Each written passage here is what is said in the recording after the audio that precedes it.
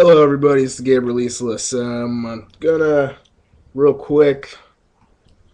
Okay, so yeah, I promised that I would take a video of me talking about said classes that I did not talk about.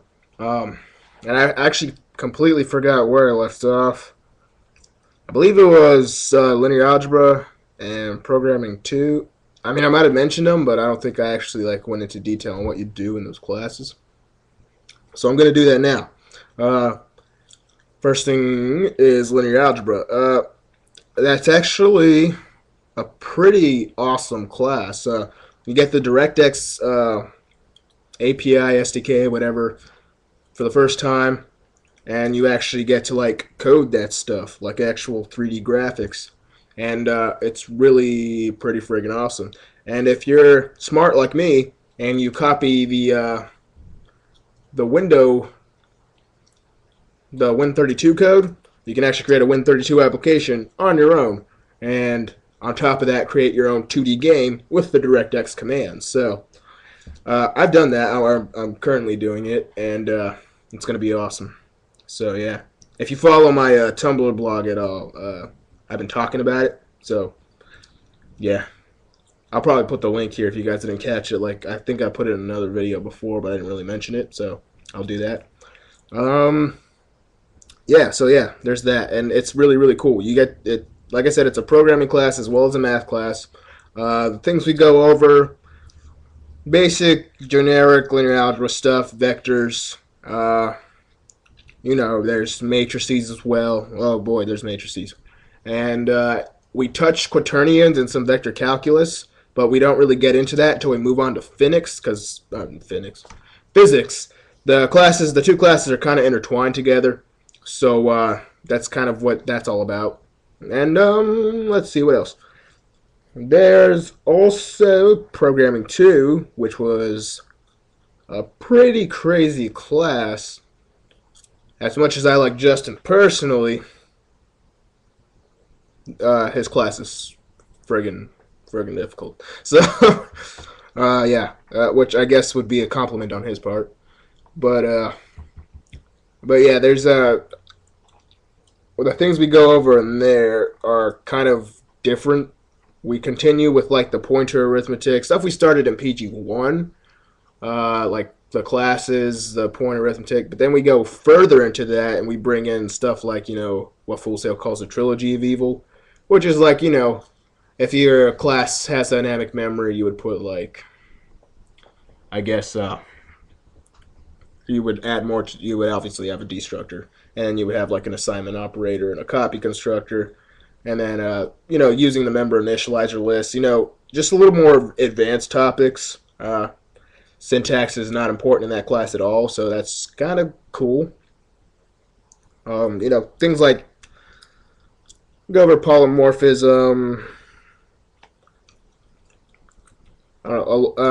Heavy focus on classes in C++.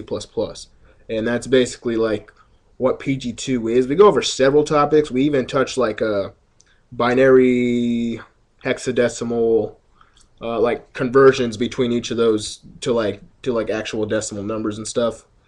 Because we do that when we get to machine code later. So yeah. And then yeah, there's that month. And then there's also, I'm trying to go as fast as I can, but it's kind of hard. And there's also PG3 with Author, who is a funny dude. I don't think I've ever met anybody so happy in my entire life. But he's cool too. Let's see. His class basically consists of it's PG. It's a lot of PG1 and PG2 review mostly. It's really a lot of review, but then he goes further into that review. So for example, in PG2, we would go over base 8 conversions and such. Author takes it further than that with the binary numbers and stuff. So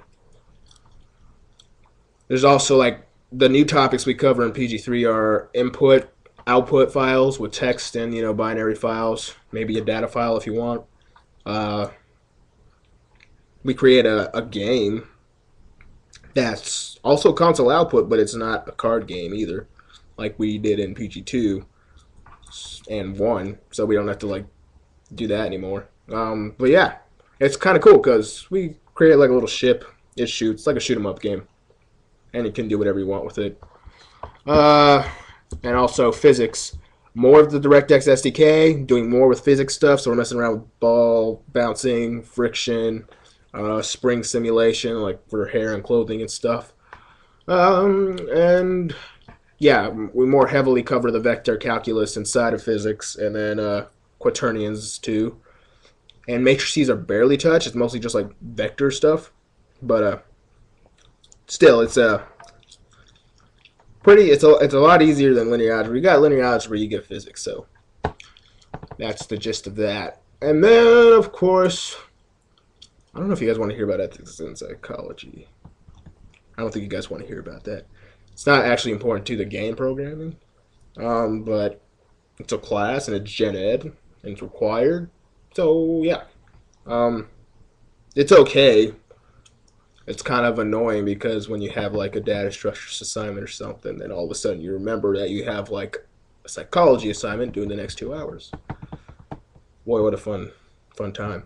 But yeah, data structures is taught by Rodney, who is also kind of a cool guy. All the teachers are cool here for the most part, as far as I can tell, anyway. And yeah, his class data structures is just as it says. It's you go over data structures, which is like hash tables, which Justin kind of foreshadowed us on in PG2, and it kind of blew my mind to have a linked list within a linked list. But it turns out that's not even the hard part. The hard part is like the other data structures, and also the fact that we make more than one game in his class. So it's not like PG1 and PG2 where it was just one game project. We switch a game project like every 2 days, I guess. And yeah, we create like Boggle.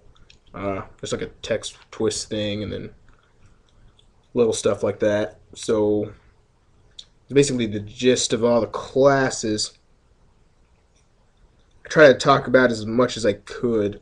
If there's any of those classes that you have a question on, specifically being data structures, ethics, and psychology, I don't know why, but I guess you could ask a question on that class. PG2, physics, linear algebra, PG3, you could just always comment. People like doing that, so that's cool. And yeah, so I guess I'll see you guys later. And the video should be shorter now because I'll be talking about the classes from here on out, I think. So we'll see what happens. All right, catch you guys later and talk to you soon. Bye.